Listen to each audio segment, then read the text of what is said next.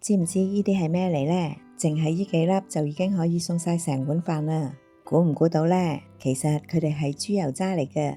今朝一早上山耍太極嘅時候，同同門嘅師叔講開，我琴日炸咗啲豬油渣。佢話記得細個時有一種好好味嘅豬油渣食法，我嗱嗱聲叫佢教我整啦。原來好簡單嘅，用少少麵豉醬。我屋企冇中國嘅麵豉醬，但係有呢啲我成日用嚟煲湯嘅日本味噌，挑咗少少出嚟，加少少糖同埋豉油。豉油真係唔需要咁多喎，因為麵豉醬已經有鹹味㗎啦嘛。將佢攪勻之後，就咁同豬油渣撈勻勻佢，然後隔水蒸佢2-3分鐘。啲豬油渣因為喺雪櫃度攞出嚟，所以有少少凍，蒸翻熱就可以加上一紮蔥花，就係咁就完成㗎啦。我真係未試過咁樣食㗎，半信半疑咁樣即管試下。試過之後，真係好好味啊，鹹香鹹香咁，真係2粒就已經可以送晒一大碗飯啦。你哋又試過未呢？